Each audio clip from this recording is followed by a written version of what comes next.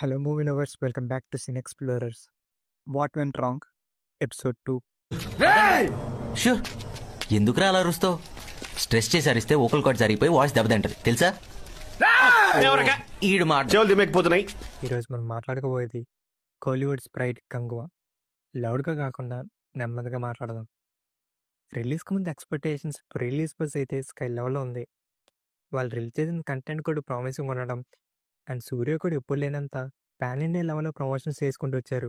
ఈ promotions and content చూసి ఇదేదో కోలీవుడ్కి 1000 crores తెప్పించడం ఉందని అనుకున్నా, కానీ ప్రొడ్యూసర్ అయితే మనకన్నా ఎక్కువ ఎస్టిమేట్ చేశారు. మా మూవీ 2000 crores ఈజీ కొడదని అన్నారు. ఒక పక్క సూర్య 3 years ఆఫ్ హార్డ్ వర్క్ గ్యారంటీగా పే ఆఫ్ అవ్వాలని కోరుకునే ఫ్యాన్స్, ఇంకో పక్క మూవీ టీం అయితే గట్టి కొడతామని సక్సెస్ కోసం ఎదురు చూస్తున్నారు.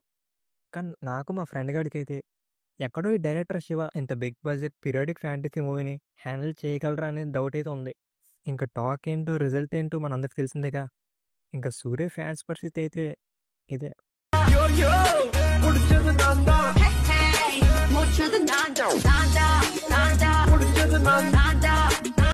ఇంకా మన టాపిక్లోకి వెళ్ళిపోదాం. Let's talk about what's good and what's bad.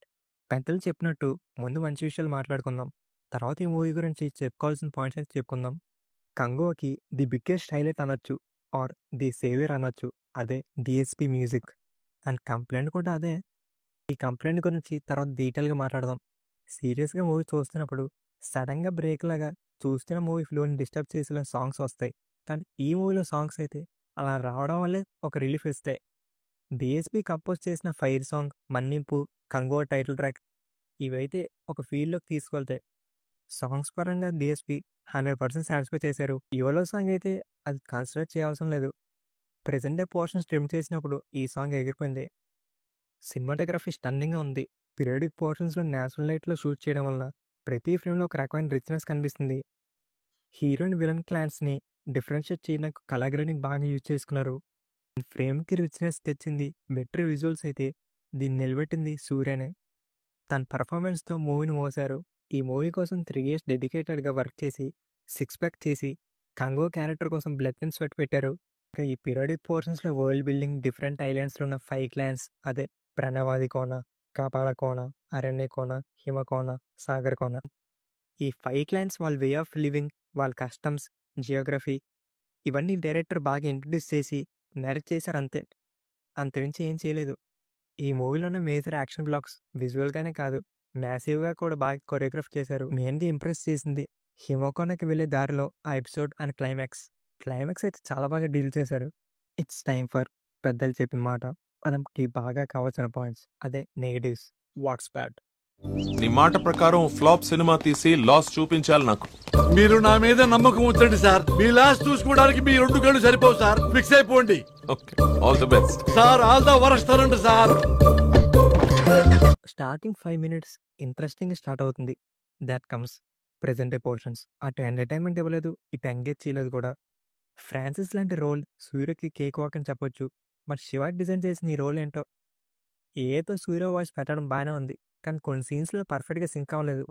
మెయిన్గా ఎమోషనల్ సీన్స్లో ఆ వాయిస్ అయితే బాగా సెట్ అవ్వలేదు అనిపించింది.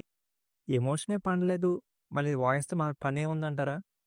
దీని గురించి కూడా మాట్లాడదాం. ఫ్రాన్సిస్, ఆంజలినా, యోగ్ బాబు, రెడిన్ వీళ్ళ రోల్స్ అయితే మరీ చాలా క్రింజ్గా అనిపించాయి. ఆంజలినా అదే Disha Patani only for skin show అనిపించింది. టోటల్ నాన్ సింక్లో సాంగ్ నిరికించాం. వర్కౌట్ అవర్ని హ్యూమర్, క్రింజ్ సీన్స్, ఇంకా చిన్న లవ్ పోర్షన్తో ఎలా చెడతీయాలో అలా చెడతీస్తారు. ఇంకేముంది అనుకునేసరికి దెన్ పీరియాడిక్ పోర్షన్ అయితే స్టార్ట్ అవుతుంది. థియేటర్లో కూర్చోబెట్టి సౌండ్తో ఒక ఆట ఆడుకున్నారు.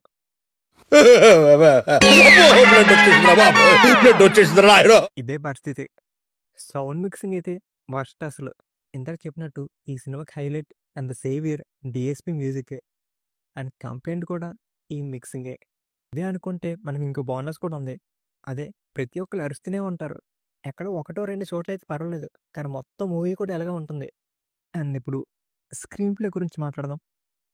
ఆ స్క్రీన్ ప్లే అయితే ఫ్లాట్గా హై మూమెంట్స్కి లేకుండా చాలా బాగా వెళ్తుంది. సెకండ్ హాఫ్లో ఏదో కొద్దిగా రిలీఫ్ ఇస్తుంది. స్టార్టింగ్లో ఒక ముసలావిడ చెప్పిన కథ ఎంత ఇంట్రెస్టింగ్గా పిల్లలు వింటారో అంత ఇంట్రెస్టింగ్గా ఈ మూవీని చెప్పడానికి స్కోప్ ఉంది. బట్ శివ అయితే అది యూస్ చేసుకోలేదు. తను పెట్టుకునే సెటప్ వరల్డ్ బిల్డింగ్ అంతా ప్రాపర్గా ఒక పొటెన్షియల్ ఉన్న స్క్రిప్ట్కి కావాల్సిన మ్యాటర్ ఉంచుకొని వీక్ ఎగ్జిక్యూషన్తో ఇంకా బాబీడీని క్యాస్ట్ చేసి లిటరల్లీ వేస్ట్ చేశారు. కపాల కోన సీన్స్ అన్ని ఏమవుతాయో కూడా తెలీదు.